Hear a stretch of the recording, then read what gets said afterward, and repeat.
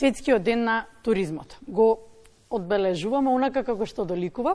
Прво со значењето на денот, а веднаш потоа со анализа што е потребно за да застане на цврсти здрави нозе туризмот. Кај нас секојдневно гледаме голем број на туристи, особено во метрополата, па дали сме добри домаќини? Со какви импресии си одат од државата? Што велиш, Бранко? Па, мислам дека си одат со добри импресии затоа што се враќаат повторно, нели? Истите луѓе ги забележуваш? Токму на оваа тема, истите луѓе да ги забележуваме на улиците, разговараме со универзитетскиот професор и анализираме денеска професор доктор Сашко Граматниковски. Добро утро, професоре. Добро утро. Ваков драматичен пад на слушалката немам видено.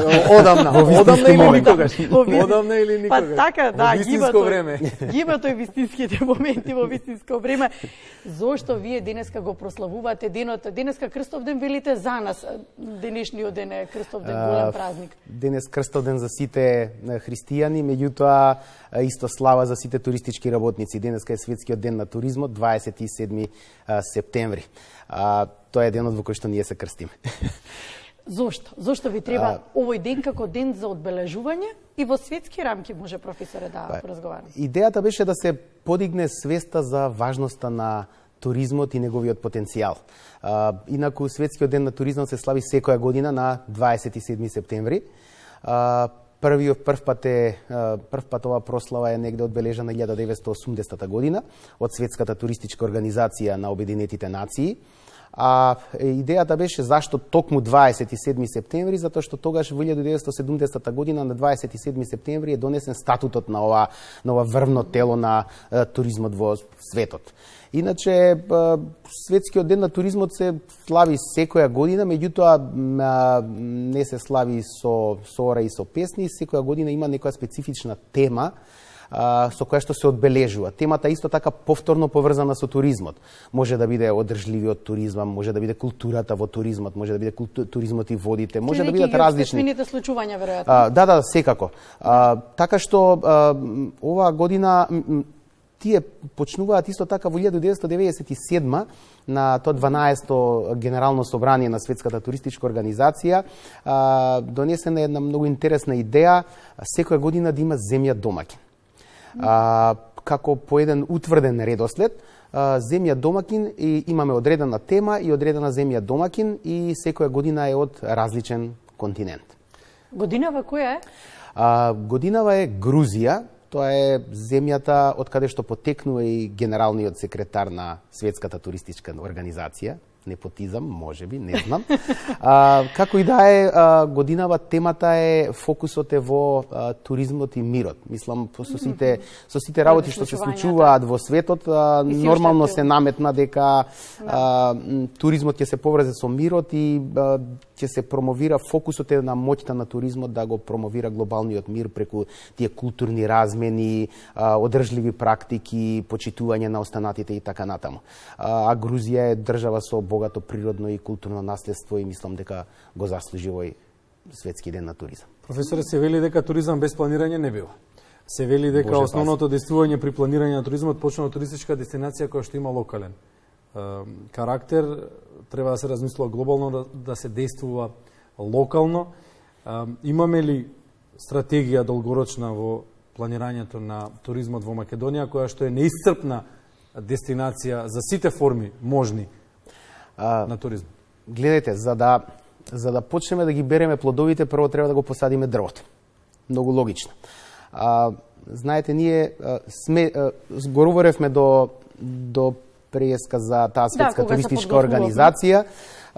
За таа Светска туристичка организација ние сме како универзитет Скопје единствена членка на таа Светска туристичка организација од Македонија и имаме постојани контакти таму. И сега ќе започнам приказната на тој начин што ние кога одиме и кога остваруваме средби, активно учествуваме во тие работни тела, групи и така натаму, кога се е тоа супер, фини сме, добри сме, имаме иницијатива, исто така не сакаат, не почитуваат. Меѓутоа, кога ќе дојдат до моментот дека нашата држава нема Министерство за туризам, тогаш веднаш се вртеше нели на лево и пропаѓаа сите понатамошни разговори. Зашто? Затоа што ниедна сериозна туристичка држава туристичка дестинација нема, како да ви кажам, нема таква дестинација без Министерство за туризам.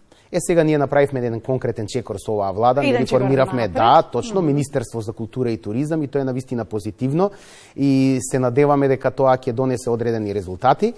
Меѓутоа, работата доправа почиња. Тоа доправа носи одредени предизвици и одлуки кои што треба да се донесат. Не е само Министерството за култура и туризам, кое што треба да биде врвно тело, кое што ќе ги носи, кое што ќе ја креира политиката на туризмот во Македонија, законски акти, кое што ги координира, ќе ги координира владините тела, приватниот сектор и така натаму. Тука треба да постои и национална туристичка организација и движиме кон на локалното. Прво, национална туристичка организација која што ќе биде задолжена за промовирање на Македонија, маркетинг и промовирање на Македонија во светот.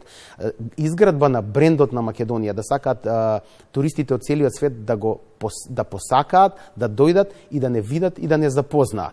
А таа национална туристичка организација, која што ќе врши таа промоција, под себе ќе има разгрането и локални туристички организации или општински туристички организации, кои што секој на свое локално ниво на некој начин ќе работи на подигнување на нивото на туризмот во својата средина. Да го разбиеме митот дека Македонија е овошна салата, нели? Дека е земја, дека не е овошна салата. Македонија е земја на шопската салата. Сега, па да, добре, еден од деликатесите за кои што го задржуваме вниманието воедно и ги плениме странските туристи, тука имаме ред број други, дополнително, пречекуваме и една делегација сега во моментот во Охрид. Сега да прашам колку сме ние добри домакини, колку знаеме на вистински начин и во вакви ситуации, не е прва делегација која што сме ја пречекале, имало безброј, веднаш потоа си ги земаме забелешките, наведум секоја година ни се исти, што ни недостасувало и каде сме погрешиле. И кога тоа е така и се повторува, навистина, каде грешиме, знаеме ли ние да пречекаме во конкретниот случај делегација како што доликува? Може да дополнам и дали имаме капацитети за да не ни се движат по автопатот за да можеме слободно да циркулираме? Гледайте, одлично почнавме. Го погодивме знамето на делегацијата, на земјата која што не посетува. Тоа е прв основен чекор. За жал и за тоа имавме ново ниско ниво и сега повторно почуваме од почеток. Го погодивме знамето. Сега кога ќе имаш такво ниско ниво, се друго е позитивно. Дали имаме? Гледајте, доправа треба многу да работиме за развој на тој VIP туризам. Што се треба? Што се треба? Тоа што треба за овој туризам, тоа треба за целокупниот туризам, тоа треба за главниот туризам, тоа треба за подпорната сезона, тоа треба за практично за цела година. Нели зборуваме Македонија треба да биде идеме кон тоа Македонија да биде туристичка дестинација за 12 месеци. Во текот на разговорот го спомнавме тоа. И за да се направи сето тоа, ние треба да направиме многу други работи. Првата работа, која што е поврзана со овој VIP туризам, тоа е инфраструктурата. Па видите, имаме еден автопат кој што е дегутантно да го зборуваме колку време се гради. Сега сме со надежи, сега сме со надежи дека ќе видиме некомплетен. Да. Јас ќе ви кажам една работа. Имавме во времето на Палер Македонија имавме лет Скопје Охрид. Субвенционираме летови до милион други туристички дестинации, не субвенционираме лет до Охрид. Замислете што ќе се случува и каков ќе биде Охрид полн секој викенд ако имаме ако Охрид ни стане викенд дестинација. Можете да замислите колку луѓето ќе сакаат, посебно во вакви услови кога веќе имаме случај кога немаме нормален пат до таму, нели треба да бараме алтернативи. Тие туристи не може да чекаат ние да завршиме со нашите подготовки, па поклони се и почни. И туристите повеќе достапно ќе им биде Скопје. Треба ќе дојде таа делегација, ќе биде сместена каде што ќе биде сместена. Немаме сместувачки капацитети. Немаме сместувачки капацитети, немаме големи сместувачки капацитети. Немаме. На прсти се бореат, немаме големи. Значи, слетува чартер авион, ти треба да го сместиш во 2 хотела, немаш еден. Треба да го посети бисерот на Македонија, треба да го посети Свети Наум. Ќе заглави покривините во гужвата. ќе застане колоната, некој дете сака да повраќа затоа што му се слошило од кривините. Толку ли е тешко да се направи еден хелиодром во Охрид и еден хелиодром во Свети Наум? Дали знаете колку тоа ќе значи за сите тие VIP туристи кои што ќе сакаат да посетат Македонија? Дали знаете колку ќе значи да има еден хоп-он, хоп-оф брод, не еден, повеќе кои што ќе се движат по брегот на Охридското езеро и во Македонија и во Албанија? Јас дознав пред некој ден дека постоела таква иницијатива и замислете заглавила во административни процедури како и се друго овде. За жал, вака како раскажувате колку убаво би изгледало како што звучи и се надеваме дека ќе имаме некои нови генерации кои што тоа ќе го реализираат, а за новите генерации, за кои што вие како универзитетски професор ги подготвувате, што е потребно да одговорат на предизвикот кој што не очекува во новото модерно време кој што го живееме, ама ќе биде уште помодерно? Гледате, јас честопати повторувам дека ние ги учиме нашите деца за време кое што нема да постои. Тргнувајќи од основното и средното образование, па и на факултетите, додека ние учевме, не учеа за време кое што навистина нема да постои. Сетете се што не учеа нашите професори, наставници во тоа време и што се случува денес. Веќе не постои тоа време. Тоа време не постои. Значи, треба да направиме една добра антиципација на тоа што следува. Кога секој би си ја познавал добро својата струка, би си ја познавал добро својата работа. И би работел во истата. Нормално, ама ние сме експерти за се, од водење и држава и репрезентација. Најголеми фраери сме кои ќе седиме на клупа и кога ќе дискутираме како треба сето тоа да се работи. Кога секој би се држал до тоа што го познава и знае, и кога би им се дало шанса на сите тие луѓе да работат и да антиципираат што тоа следува во иднината, тогаш навистина ќе дојдеме до моменти каде што ќе го постигнеме нивото каде што ќе образуваме генерации кои што навистина ќе можат да се снајдат со новото време. Не верувам дека ќе ги научиме, но ќе можат да се снајдат во новото време. Ние сме членки на таа светска туристичка организација, ние постојано имаме комуникација, со експерти од целиот свет, па таму се креираат политиките на туризмот. И кој би бил порелевантен да каже што тоа се случува и на каде се движи светот, отколку тој кој што постојано комуницира глобално со сите чинители важни во една индустријска гранка. Груба проценка. Светлосни години сме? Светлото го гледаме, дали е светлина на крајот од тунел, не знаеме, ќе видиме. Видно го гледаме ли? Го гледаме. Го гледаме. Реков... Ова е една позитивна нишка. Не, гледајте, самото поставување на Министерство за туризам менува многу. Сега тоа Министерство за туризам треба да си постави некои одредени, како да ви кажам, неколку стратегии кои што ќе помогнат Македонија да се стави на мапата, на туристичката мапа. Рековме, една да работите е инфраструктурата.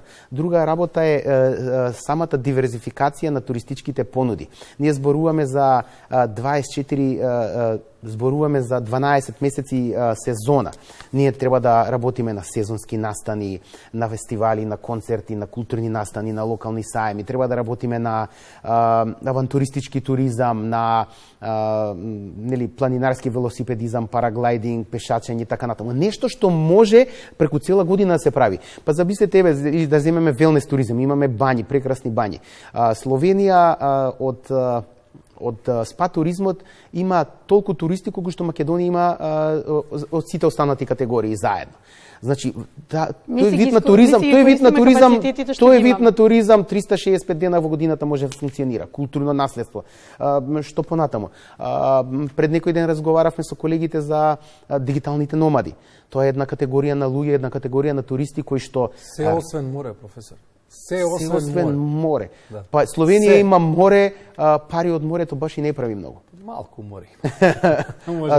Доволно е. Значи, дигиталните номади работат, тоа се луѓе кои што имаат работа на секаде во светот, работат онлайн, функционираат така, предприемачи, шетаат на секаде по светот, уживаат во убавините на другите држави, заработуваат во држави кај што се плаќа скапо, живеат во држави кај што се плаќа ефтино и каде што има убава храна, убава природа и носат приход. Меѓутоа, една Естонија беше прва која што воведе дигитален номадски пасош, дигитален номадска виза. Ние уште сме далеко, светлосни гадини кај нас, кога ќе им кажеш дигитални номади, се уште не знаат за што се работи. Но да мислат дека некои луѓе скитаат по планините, шетајќи, држејќи мобилен телефон.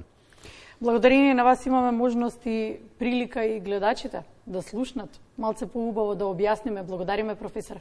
Ви благодарам и вас. Благодариме што на денешниот ден, еве денот ви е малку подинамичен денеска, одвоивте време и утринава да го одбележиме како што далеко. Ви благодарам на поканата, секогаш ми е задоволство да гостувам кај вас. Благодарим.